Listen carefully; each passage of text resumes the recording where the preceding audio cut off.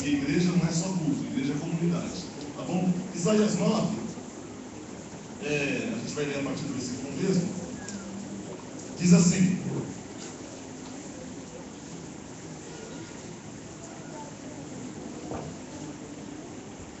Isaías 9, versículo 1: Mas não haverá escuridão alguma para os angustiados, exceto que no passado ele humilhou os territórios de Zebulon e Naftali, mas está chegando o tempo em que ele irá tornar gloriosa toda aquela terra, caminho para o mar, região do Jordão, Galileia internacional. O povo que vivia nas trevas viu uma grande luz. Assentados naquela escura região de morte, viram o sol raiar. Tu repovoaste a terra, expandiste a alegria deste povo, e eles estão felizes na tua presença. Alegria de festa, alegria de grande celebração, com troca de presentes caros e saudações calorosas. O abuso dos opressores e a crueldade dos tiranos, com os seus chicotes e cacetetes e xingamentos, já se foram, acabaram. Chegou a libertação, tão surpreendente e repentina quanto a vitória de Gibeão sobre Midian. As botas dos soldados invasores e os uniformes encharcados de sangue inocente serão empilhados e queimados, e a fogueira permanecerá acesa vários dias, porque um filho nasceu para o nosso bem, um filho foi dado de presente a nós. Ele vai assumir o governo do mundo. Seu nome será Conselheiro Maravilhoso, Deus Forte, Pai Eterno, Príncipe de bênção plena. A autoridade do seu governo vai se expandir, e não haverá limites para a restauração que ele irá promover. Ele governará com base no trono histórico de Davi, no reino prometido. O reino será estabelecido firmemente e se manterá por meio de justiça e vida íntegra. Começa agora e durará para sempre. O zelo do Senhor dos Exércitos de anjos fará tudo isso. Amém. Irmãos, o texto de Isaías, 600, 700 anos antes da vinda de Cristo, profetizando o nascimento do menino Jesus, daquele que era 100% homem, mas também 100% Deus. E eu já falei sobre isso. Tem um poeta brasileiro muito conhecido lá no Twitter, que se chama Lion Monteiro, que ele postou o seguinte: porque um menino vos nasceu, e a biografia de Deus nunca mais foi a mesma. Vou repetir: um menino vos nasceu, e a biografia de Deus nunca mais foi a mesma. Por quê?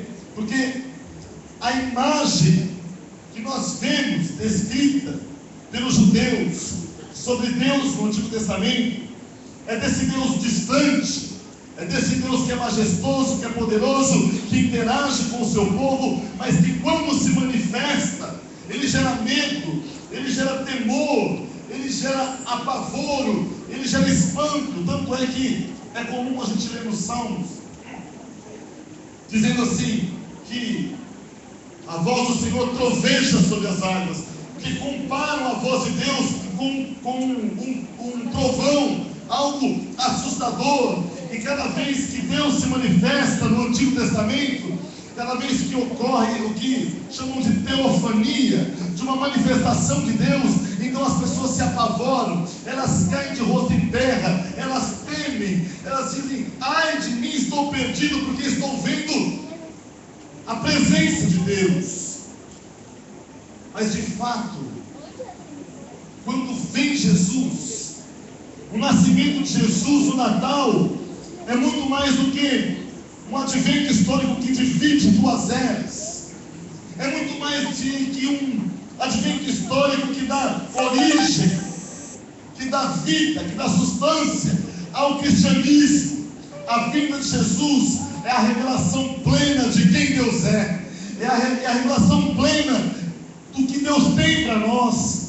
Então Jesus nasce e a biografia de Deus nunca mais foi a mesma, porque nós já percebemos, nós já conseguimos discernir em Jesus, nessa revelação progressiva, que Deus não é um Deus que apavora, que Deus não é um Deus que está esperando o momento de manifestar sua ira, de que Deus não é um Deus que está espreito aproveita para pegar um erro seu e te castigar e te mandar para o inferno. Não!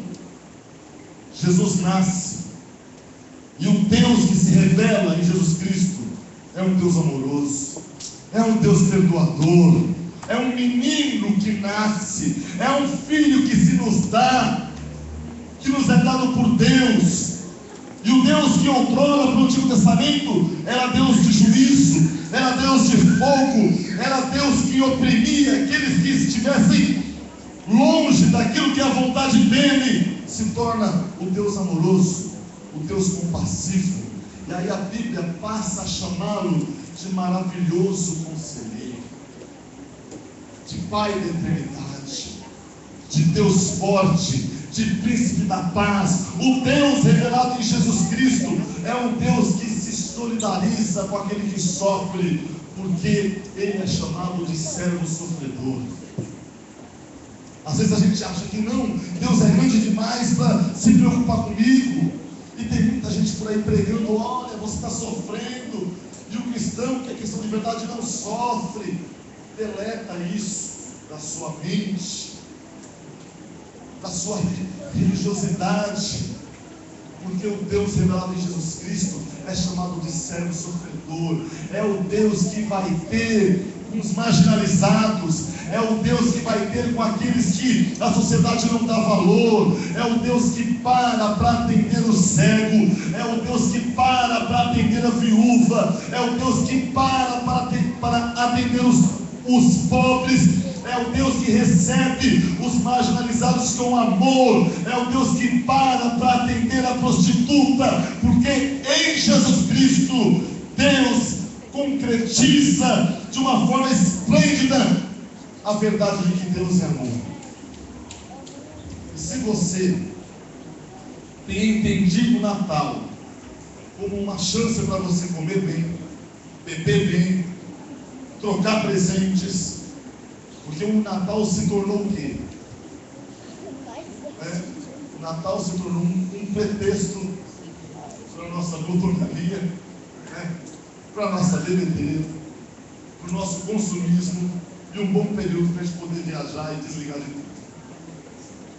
Mas nós não podemos nos esquecer que Natal é Deus se revelando em amor, que Natal é Deus se revelando em perdão, que Natal é Deus se revelando àqueles que a religião não aceita. Natal é Deus se revelando ao pobre, ao marginalizado, à prostituta, ao cego, ao aleijado, a todos aqueles que não tinham valor naquela sociedade, aos pecadores. É Natal, é Deus revelando a eles, é Deus sentando com os pecadores e chamando para o arrependimento. Isso é Natal.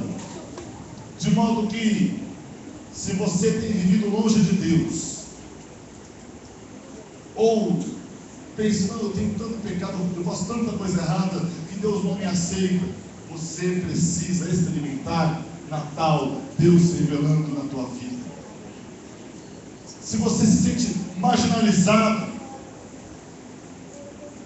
pela sua situação social, pela sua condição financeira, pelo seu estereótipo, pelo seu nível de instrução, seja lá o que for, precisa ser Natal na sua vida, Deus se revelando e se aproximando de todos aqueles que são marginalizados. Você que tem passado por sofrimento, talvez já não aguenta mais, mas eu estou quase desistindo. Deixa ser Natal na sua vida, porque o Rei dos Reis também é chamado de servo sofredor. Ele se solidariza com você.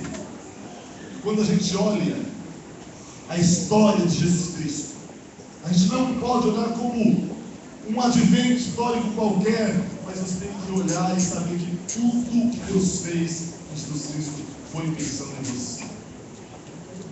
Tudo que Ele fez foi pensando em cada um de nós. Foi pensando no Ricardo, foi pensando na Giovana, na Andréia, foi pensando na Júlia, foi pensando no Mauro, foi pensando na Cacá. Tudo que Deus fez foi pensando em cada um de nós. Isso é Natal. O pastor Paulo citou aqui que a gente não comemora uma data, de fato não. Nós que em Jesus Cristo Deus se revela a nós em perdão. Em Jesus Cristo Deus se revela a nós em graça. E eu vou dizer uma coisa para vocês.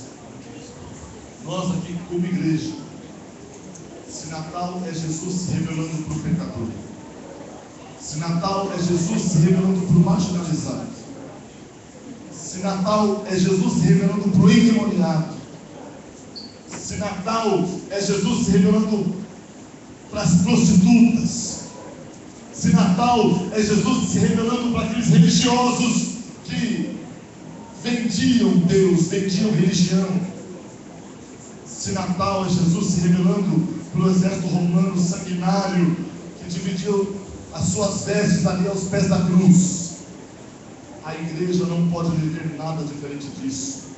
Ela tem que ter as portas abertas para amar tudo e todos.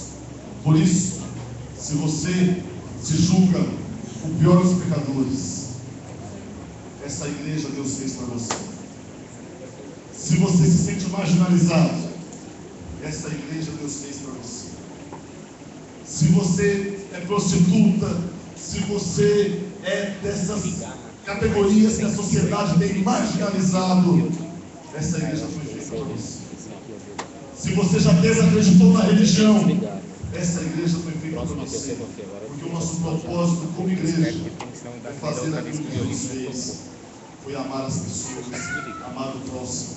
E Natal é isso. É Deus se revelando na pessoa de Jesus Cristo. Se você tem uma ideia de Deus como alguém que vai te mandar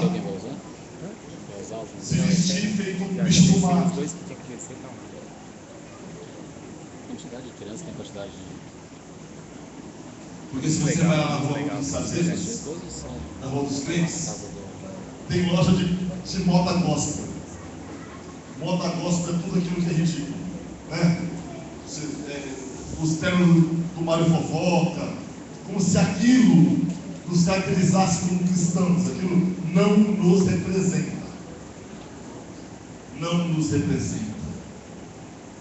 Se a tua ideia de Deus é alguém que quer mudar sua roupa, é alguém que quer mudar, te fazer virar um bitolado, é alguém que quer te fazer obrigado a dar dinheiro para pastor, se a tua ideia de Deus é aquele que fulmina e descarta todo aquele que não reza segundo a cartilha, você precisa de Natal nessa noite e descobrir o Deus revelado em Jesus, que é justiça, que odeia o pecado, que odeia o mal, mas é um Deus que ama o pecador, está de braços abertos para te receber, para me receber, porque o Deus revelado em Jesus Cristo, Ele é um maravilhoso conselheiro, Ele é Pai da eternidade, Ele não é um Deus bélico, Ele é príncipe da paz, Ele não é um Deus estático que você vai botar em cima da sua estante e você vai prestar uma reverência para Ele 2, 3 vezes ao dia. Ele é Deus forte, Ele pode todas as coisas, ao ponto de poder enviar seu Filho morrer por você. Isso é Natal. Seu nome será Conselheiro Maravilhoso, Deus Forte, Pai Eterno, Príncipe da Paz. Esse é o Deus revelado em Jesus. Um menino nos nasceu e a biografia de Deus nunca mais foi a mesma. Escute uma coisa, sabe o que diferencia o cristianismo do budismo, do islamismo? Sabe o que significa, o que distingue o cristianismo do espiritismo? É que nós cristãos somos o único povo que chama o seu Deus de Pai. Nós cristãos somos o único povo que chama o seu Deus de Pai, porque a todos quanto receberam o Filho, Deus deu o poder a esses de serem feitos filhos de Deus, aqueles que creem no seu nome. Quem segue Alá, quem segue Buda, quem segue o profeta Maomé, quem segue qualquer outra pessoa que não Deus segue alguém ou alguma entidade morta. Mas quem através de Jesus Cristo serve a Deus tem um Pai. Quem vira as costas para Deus tem um capataz, tem um opressor, tem um acusador. Mas quem através dos filhos se entrega a Deus tem um Deus a quem pode chamar de Pai. E tem um Deus que através do seu filho quer chamar, sabe como? De amigo. Amigo. Deus não procura robôs. Deus não procura objetos para serem marionetes do seu bel prazer. Deus está aqui procurando quem queira relacionamento com Ele, quem o chame de Pai, quem o chame de amigo. Isso só é possível porque em Jesus Cristo a biografia de Deus nunca mais foi a mesma. Ele passa a ser Deus presente, Emmanuel, Deus conosco. Vamos ficar de pé, nós vamos orar.